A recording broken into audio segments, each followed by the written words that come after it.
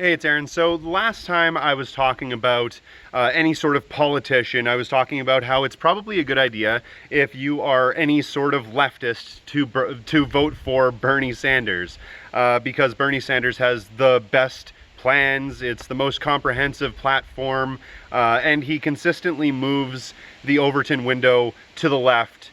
While all other candidates, well, or at least most other candidates, are moving the Overton window to the right, or keeping things exactly the way that they have been for decades. Now, this video isn't going to talk necessarily about Bernie, though I do believe that he is the best person to pick. But I've seen posts, lots of posts actually, on Twitter talking about who you think should be the next president of the United States out of all of the people that are running for the Democrats. Now, obviously, the majority of my audience are anarchists or some kind of socialist. Most of you are post-capitalist. So this kind of question to you, you're probably going to be like, well, that's really stupid. Why would I choose any of them when I don't think the system works at all? So I'm not going to ask you what your favorite candidate is outside of Bernie Sanders, because probably most of you would say Tulsi Gabbard, or hopefully not a lot of you, but many of you would probably say Elizabeth Warren. Still good, nowhere near as good as Bernie Sanders or Tulsi. But instead of picking who you like, tell me in the comment section below who you really hate and why. And I'll tell you who I really hate and why. I actually have a top two. Now, just coming in as the third from the top, that I don't really have much of an opinion on, but I think that they deserve an honorable mention, is Andrew Yang. Now, Andrew Yang is promoting this whole idea of having a universal basic income. Not necessarily a bad idea, but what I think it does is it takes the onus away from the employer from having to pay people a living wage, and basically puts that onus on the government or on the taxpayers to actually supplement people's wage because they're not getting paid enough in the first place. That doesn't mean that it wouldn't necessarily fix some immediate problems, but I actually see more problems arising from that than actually solving any problems that we currently have. A way that you could implement a universal basic income sort of thing would be to, instead of taxing the individuals, the employees, the workers, you tax the top 1%, the millionaire class, the billionaire class.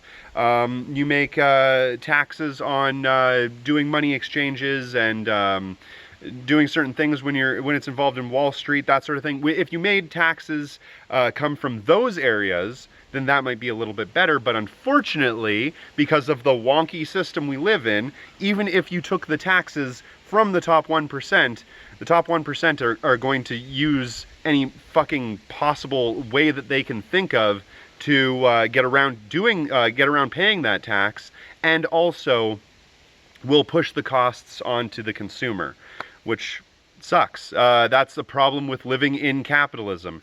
I'm sure there are arguments out there against that, and if you have one, please let me know, but that's a major problem. So Andrew Yang, best friend of the Nazbols. I don't necessarily think that he is a good candidate. I don't think he's a terrible candidate, but he's definitely worth mentioning. Now, my number two most hated candidate is obviously Kamala Harris. Kamala Harris is a cop. She's absolutely horrible.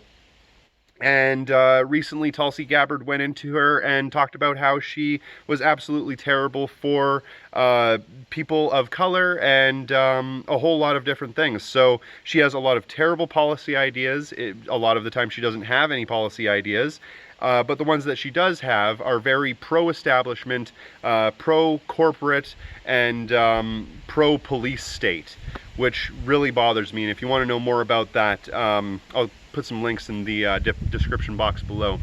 And now, finally, my number one most hated politician, and you didn't even have to think about this. Honestly, it's Joe Biden. The guy, he's fucking useless. It's like basically just voting for Hillary Clinton with a penis. That's the only difference. And I hated Hillary Clinton. I thought that she was a corporatist, she was a conservative, she was a reactionary, she was nothing better than Trump, and she was nothing better than Obama. And at the time of the election, she was far worse than even Donald Trump, because he hadn't done anything yet. And I made videos about that in the past. Obviously, that's changed quite a bit since then, being that Trump and Hillary Clinton are probably tied at this point, or Trump is way above Hillary Clinton for the fucked up things that he's done to the political sphere, which says a lot, because Hillary Clinton has years, decades on Donald Trump, on how she incrementally changed little things to fuck people over, specifically minorities and just a whole bunch of different people. So, but that's Hillary Clinton. Joe Biden is very much exactly the same. He's said many times in the past that he'll do exactly whatever any corporatist or any corporation or any donor says that he should do, because that's just human nature. Of course I'm going to do whatever the donors tell me to do, because if they give me money, then I'm going to return that favor. He's a gaffe king. He's the best possible example of how when you just make terrible, horrible gaffes, people immediately start to realize that you're a terrible person, and they don't want to vote for you anymore. So that's where Joe Biden is, and hopefully people will start to realize, and probably have realized already, that he's a terrible, horrible decision. No better than Hillary Clinton, no better than any of the other candidates, and we need to push that idea that Joe Biden is just the worst, and Kamala Harris is the worst, and all of these people are just full of platitudes. There are a lot of them only up there because they happen to be of a different background, or happen to be women, or happen to be gay. All of these sorts of things, this liberal way of looking at identity politics, it's not helpful. That's not to say that identity politics aren't useful in some instances, but in this case, picking somebody that is going to be the leader of the country based solely on their gender or their sexual orientation or their skin color is not helpful. It has to be based on policy. And right now, everybody says it. Bernie Sanders is the best one when it comes to policy. Very quickly, Elizabeth Warren. So she is really popular with more left-leaning liberals. And I think that that is a good and a bad thing, because I feel like her popularity is based mostly on Bernie Sanders moving the Overton window left, and her kind of following that direction, that path.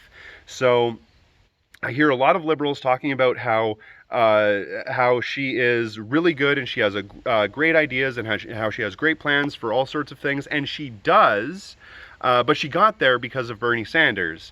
And a lot of liberals want to just vote for her because she's a woman, and they see Bernie Sanders as being an old white man, which seems discriminatory all on its own in its special little liberal way, where they're discriminating against Bernie Sanders because he's old and white, but saying that Elizabeth Warren is okay because she's younger and a female.